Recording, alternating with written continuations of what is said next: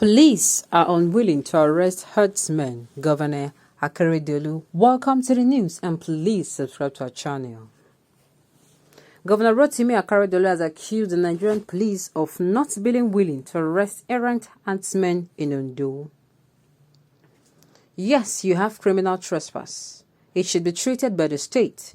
All we had before Amotekun was the police that had the duty to arrest and were not prepared to make an arrest. Things are changing and have really changed in Ondo State, said Mr. Akeredolu.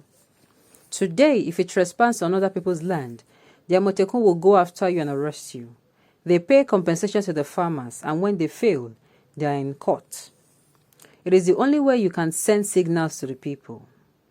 The governor was quoted as saying this on Monday at the 27th Nigerian Economic Summit in Abuja with the theme, Securing Our Future, the first urgency of now. He pointed out that when you commit a crime and the hands of the law do not catch up with you, another person will repeat it. On open grazing, Mr. Akeredolu said nomadic pastoralism was a culture that must be discouraged in the interest of those involved. Speaking for those of us who have put in place anti-open grazing law, we have our reasons and we have no apologies, the governor stated. Mr. Akeredolu, Governor Nasser El-Rufai and other panelists spoke at a summit centered on addressing the country's protracted security challenges. According to him, a nation with failed security and justice system is set to fail. In Ondo State, we do not have terrorism. Our problem is farmers and herders clashes and kidnapping for ransom. We have drug abuse and agitation for self-determination. We have always preached the multi-level policing in Ondo State. We believe in layers of security, he said.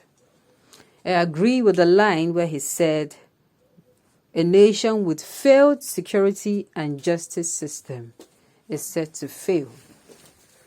This is very true. If there's anything like truism, truest true of the truth. A state that is failed or that has failed in security and justice is a failure. Now, if you look around you today, you will find out that this particular thing he's talking about it is crystal clear. It is not opaque. It is so transparent and clear that the security in Nigeria and the justice system in Nigeria has gone haywire. It has turned upside down. Take us back to the time where you run to the law. You're oppressed and you run to the law, and the law guards you and shields you from your oppressor. And at the end of the day, you are vindicated. But now, you run to the law. You cry to the law. This thing has happened to me. My lands have been snatched. What will happen is the law will push you into the prison and will embrace your oppressor. Very sad indeed. That is what's happening today. Otherwise, tell me, while on this issue of open grazing, unfortunately, this has been the case. This has been the case. You see things happening where, in this case of NSAS, in this case of open grazing, the state governors has taken a proactive step, though things happened before they took the step. Now, in order to curb the menace and save lives and ensure stability in the state, they signed an anti-open grazing bill into law. Now, the federal government is still calling upon them to make their lands available. And I say, what? For what? As the governor or the presidency, you have one part, just one. Others are secondary. One of it is to make sure your lives, the lives of the citizens and the properties of the citizens are safe. Protection of lives and property. You are the shield that guards them. It is supposed to be so. And anything that threatens their life and property, what do you do when things threaten their property and their lives? You shield them from it. You take necessary no matter how lenient that strict it is going to be, things that are going to, ensure that there is peace, there is stability of security. But unfortunately, things have gone haywire. Where other issues, you see there will be insecurity in a place, the insecurity is taking place on a daily basis. And people are losing their lives on a daily basis. Yet, what happens? You see that the government seems to act very nonchalant and their attitude is rather lackadaisical about it. They kind of act as if this is giving them no concern. That is what we see today. That is what we see today. A lot of things happen and you keep asking yourself why this thing continues to happen like this. Why? It is not supposed to be so. It is not supposed to be so at all.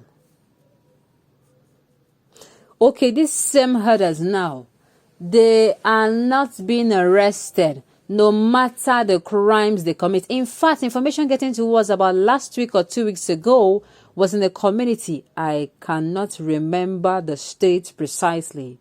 But in this community, a clash happened between farmers. Herders came into the community and took their crops. I do not even know why you will take your crops too. It is clearly seen. This thing is not a pin or a needle that you say, oh, you could not see. A farmland that people have planted their crops. And you take your cattle into there. And they trample on this thing. They ruin it and eat there and do what have you over there. And then you expect people that plant this thing now, that is their source of livelihood. You expect them to be quiet. Now these people came out and chased the herders away. As story will have it. What happened next? What happened next was that the herders went to the Nigerian, oh my goodness, went to the Nigerian army in that particular state and told them that they were chased away. Only God knows what else they told them. This army came back and started taking people one after the other.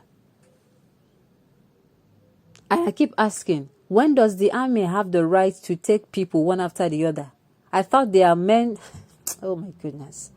A lot of things happen and you ask yourself if we are still in the regime of democracy. Until date, we have not heard that this particular set of, military men have been disciplined. They were called to order. Nothing of that nature. Nothing. You are oppressed. You run to the government for help. The government does nothing. Instead, they embrace the oppressor and crucify the oppressed. Very sad indeed. On this note, we have come to the end of the news. We say thank you for tuning in to listen. Until I come your way next time, enjoy the rest of the day.